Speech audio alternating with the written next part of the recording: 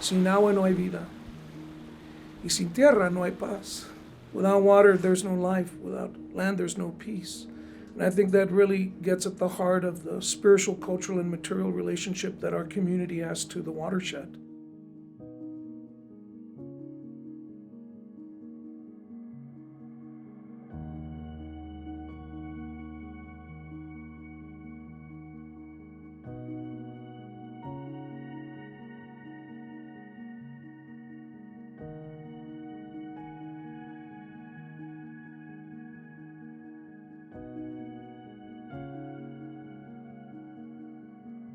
My sister told me this.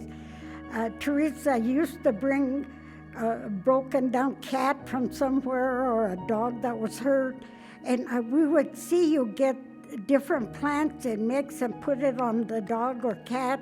I guess I had that instinct to use nature to heal, and that was in me to become eventually a nurse.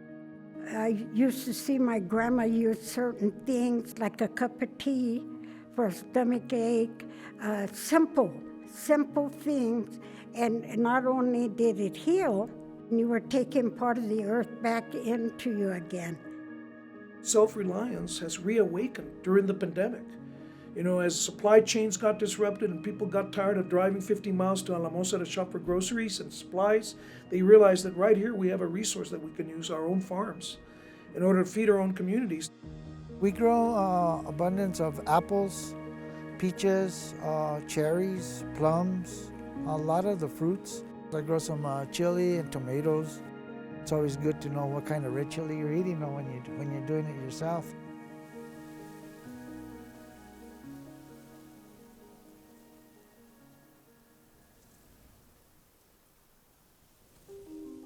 The damage from logging has been so extensive that it's altered the rate at which spring melt occurs. If the snow is exposed instead of covered by tree canopy, the rain hits the snow and it melts it really quickly. A lot of farmers were there's situations where their presas are not functioning correctly and they need funding in order to fix them.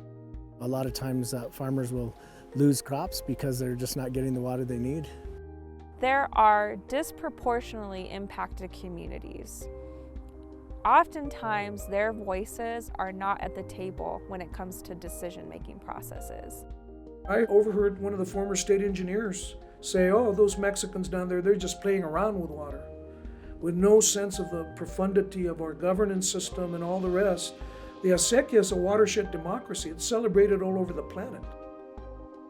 There's the hydrologic cycle where there's, evapotranspiration that goes up into the clouds, and then the clouds provide rain or precipitation, so that could be snow, rain, whatever it is, and then that, goes back into the earth and then comes back into our waterways. It's a really beautiful system if you think about it.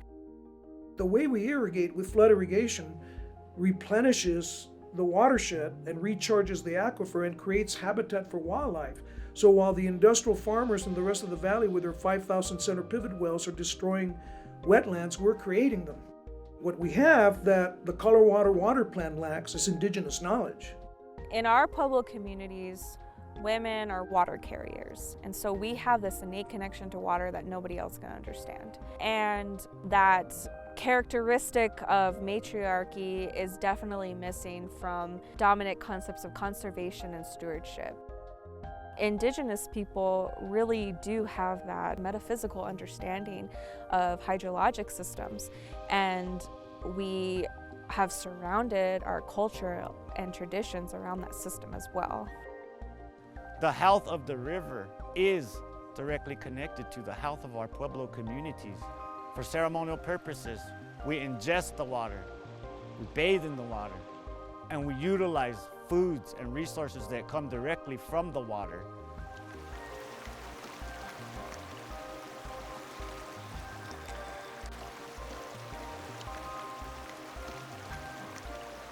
I'm always making a concerted effort to get youth and engage youth in the river so that they can understand it biologically for its significance, ecologically for what it represents to the state of New Mexico, and spiritually and culturally for what it really represents to us as Tewa people.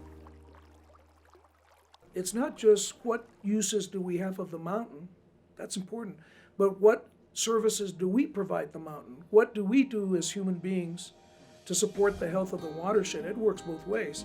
The mountain will only support us as much as we take care of it. And that's the ethic here.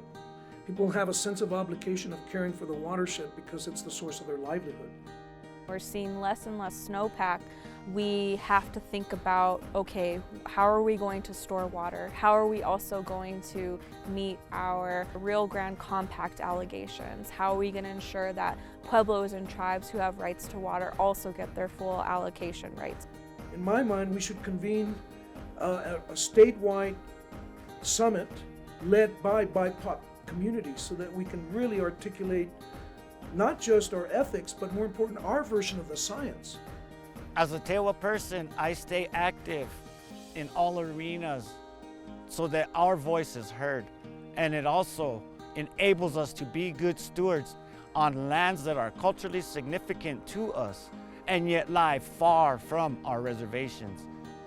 It's important to protect your seed, your water, your soil.